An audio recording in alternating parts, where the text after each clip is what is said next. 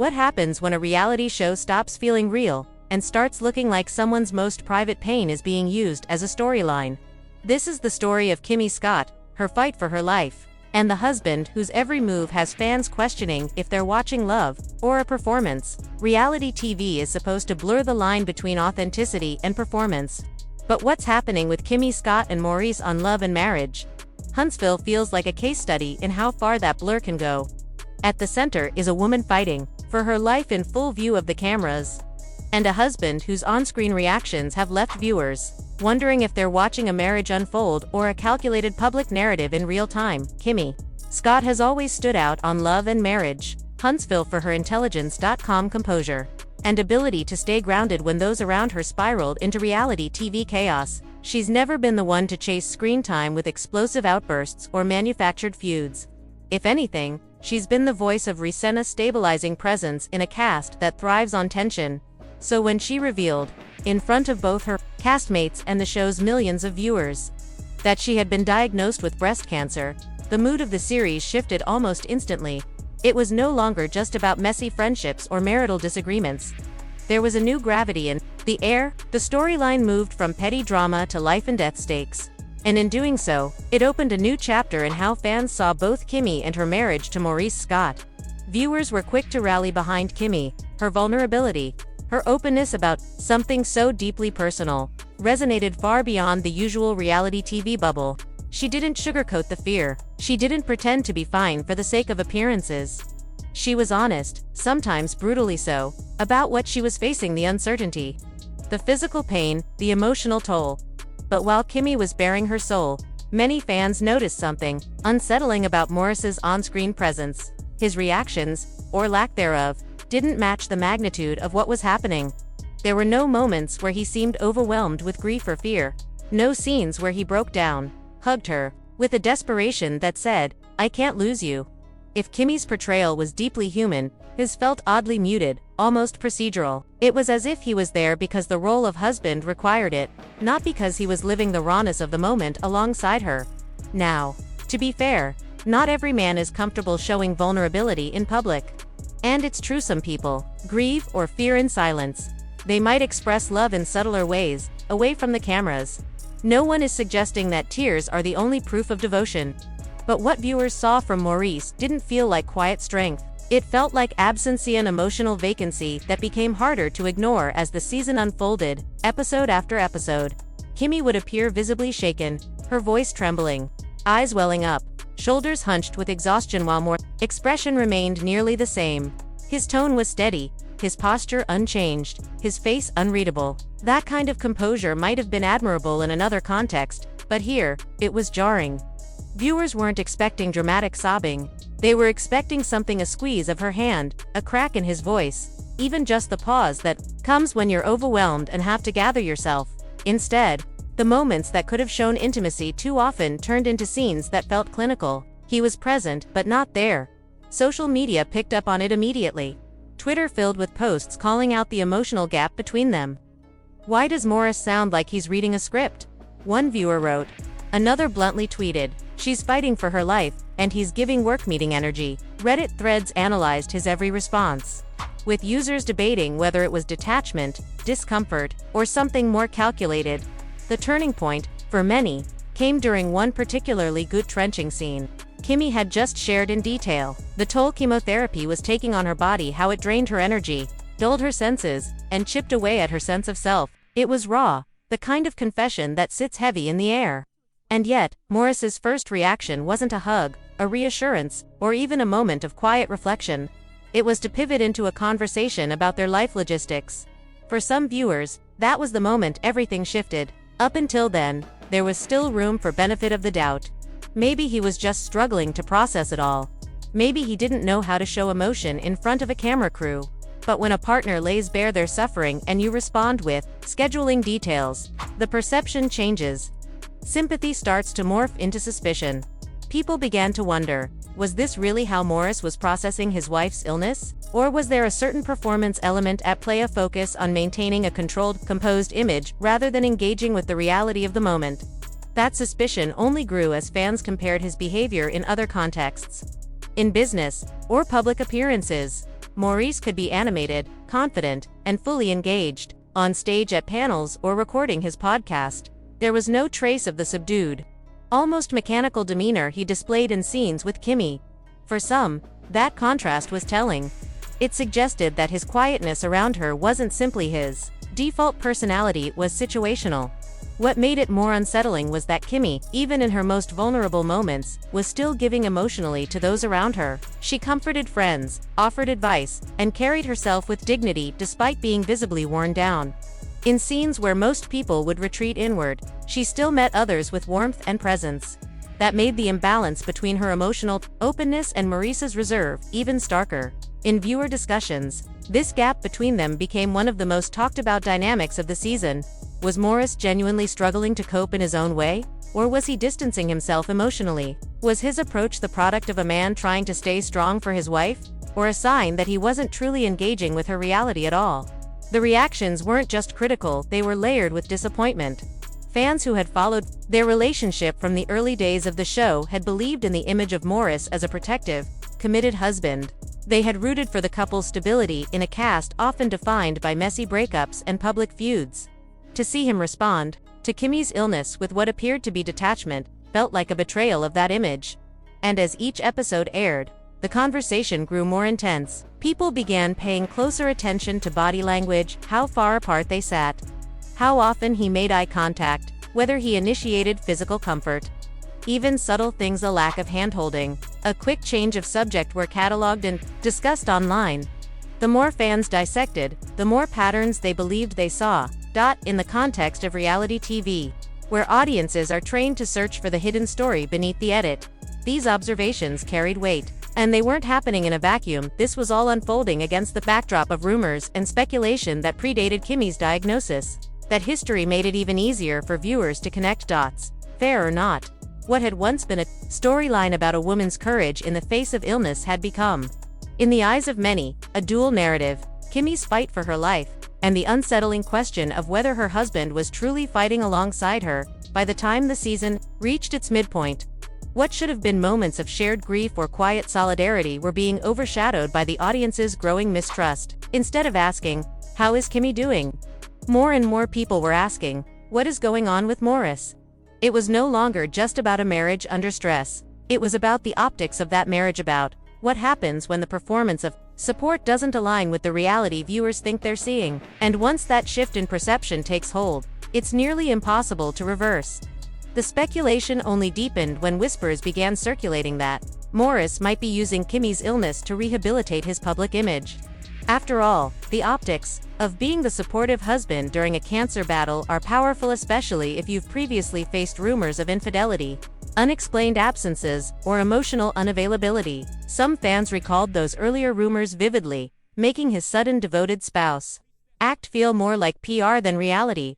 Then came the alleged behind-the-scenes leak. A production assistant claiming Maurice once asked how emotional he should be in a certain scene.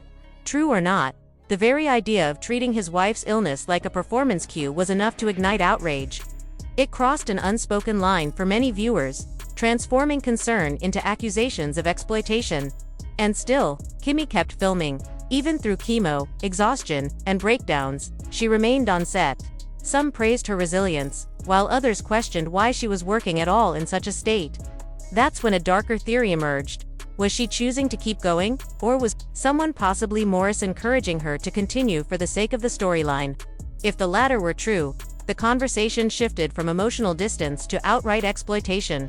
From that point, every episode became a public dissection of Maurice's behavior. Fans combed through scenes frame by frame, reading body language like forensic evidence.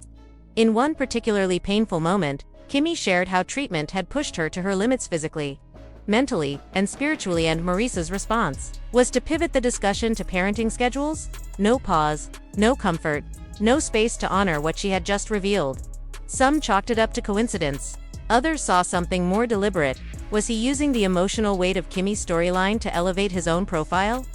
Fans began spinning theories, some of them wild, that Maurice was preparing for life after the marriage, subtly creating solo relevance while maintaining the appearance of loyalty on TV.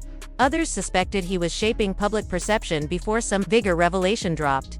Through it all, Kimmy kept showing up, graceful, measured, tired in a way that went beyond physical exhaustion, like someone who was pushing forward more from obligation than choice. Fans could see it in her face, the emotional weight, the quiet resignation.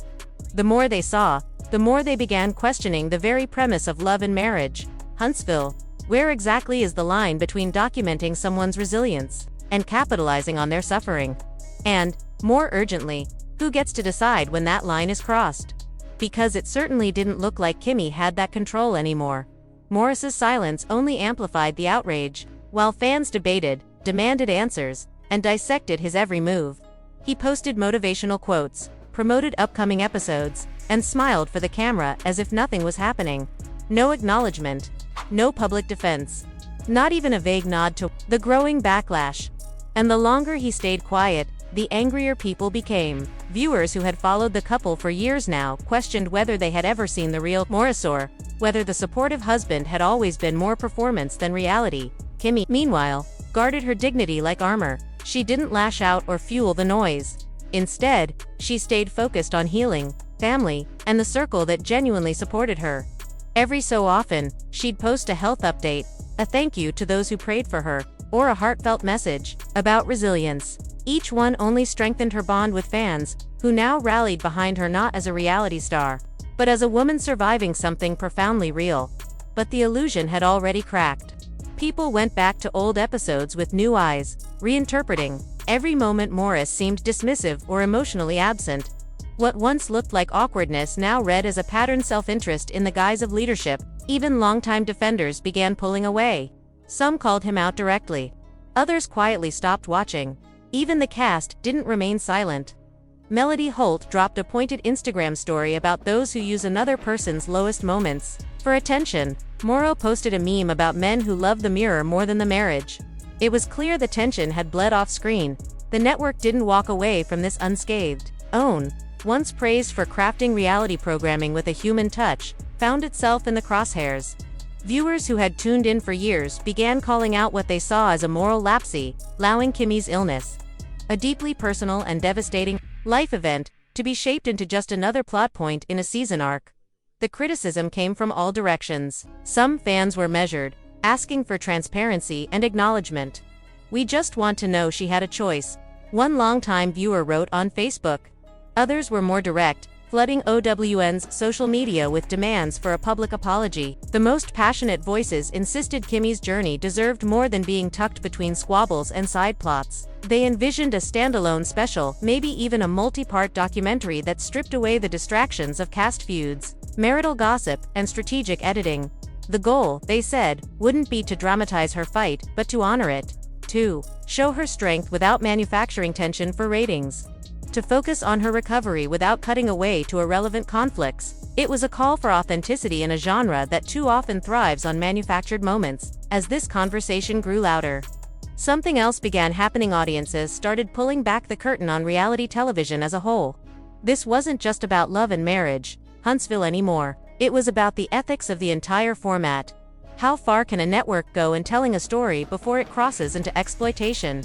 Is there a point where the line between documentation and intrusion blurs so completely that it vanishes? And when someone's most intimate, private battle becomes part of a neatly packaged episode, who gets to decide whether that's appropriate? The subject, the producers, or the audience? These weren't abstract questions for fans. They were urgent and deeply personal. Many viewers had their own experiences with illness, caregiving, and grief. They knew firsthand how exhausting it could be to keep showing up for everyday life, let alone to perform for cameras. Seeing Kimmy navigate chemo, fatigue, and the emotional roller coaster of cancer treatment while still filming struck a nerve. It also raised a troubling possibility. What if she hadn't felt she could say no? If the leak was true that her request to take time off was denied, then the balance of power between talent and production wasn't just skewed, it was exploitative. That word exploitative surfaced more and more in fan discussions. In the midst of all this, one point united everyone in the debate: Kimmy never deserved the weight she was forced to carry. Not the magnifying glass of public scrutiny. Not the relentless pace of filming. And certainly not the gnawing sense that she had become a side character in her own survival story. What Kimmy needed in those months was space, rest, and care. What she got instead was content. This realization hit hard for loyal fans. Many had been watching since the early seasons, invested in the cast's personal and professional growth. They had celebrated milestones, endured breakups, and debated feuds. But this turning a woman's fight for her life into a dramatic throughline felt different. It felt wrong. And the more people replayed certain episodes, the more glaring the missteps became. Emotional moments were often interrupted by cutaways to unrelated drama. Intimate conversations were edited with background music that made them feel staged rather than sincere. Even the pacing of the episodes seemed designed to weave Kimmy's updates into a broader narrative rather than let them stand on their own. It was here that the audience's relationship with the show began to shift. Yes, people still loved the drama, the confrontations, the larger-than-life personalities. But they also began to sharpen their awareness of what they were consuming and at what cost it was being produced. The conversations in fan groups and comment sections grew deeper, more analytical. Ratings were no longer the only metric of success. Ethical responsibility entered the chat. Meanwhile, Kimmy continued to move with a kind of quiet strength that only intensified the audience's support for her. She didn't respond to every rumor. She didn't post long rants defending herself or calling out others. Instead, she offered small glimpses into her reality health updates, gratitude for those praying for her, reflections on perseverance. These posts became touchstones for fans. Proof that behind the edits and strategic storylines, she was still steering her own ship. However quietly. But even Kimmy's poise couldn't repair the trust some viewers felt had been broken. Once the curtain was pulled back, the illusion was gone. Fans began rewatching older episodes, seeing new meaning in moments that had once seemed benign. Maurice's clipped responses, his tendency to redirect heavy conversations, the lack of visible comfort between them during key scenes. For some, it felt like discovering the plot twist they never wanted, that the man they had believed to be a steadfast partner might have been playing to the cameras all along. The fallout extended beyond just Kimmy and Maurice. Other cast members felt the ripple effect. Melody Holt's pointed Instagram story about people using someone's lowest moment for attention was instantly connected to the Scotts, even without names attached. Moro's meme about men who love the mirror more than the marriage landed like a dart in a conversation already primed for conflict. It was no longer just a storyline contained within episodes, it was bleeding into the real world, shaping how viewers interpreted every social media post, every public appearance, every interview. As the dust begins to settle, one truth has crystallized. Reality TV audiences may crave drama, but they're far more perceptive than networks. Sometimes give them credit for they can tell when something's off. They can tell when the emotional notes being played don't quite match the story being told. And in this case, they saw through the polish, they saw through the edits, the strategic framing, the curated public images. When they look back, they won't remember the season for its dramatic arcs or ratings milestones. They'll remember Kimmy's strength not as a narrative device, but as a human truth. She was the woman who faced the unthinkable with honesty, who let the world see her fight without hiding behind false smiles, who carried herself with a grace no production team could manufacture. And for all the noise, all the speculation, all the behind-the-scenes maneuvering, that's the part of the story that will outlast every episode.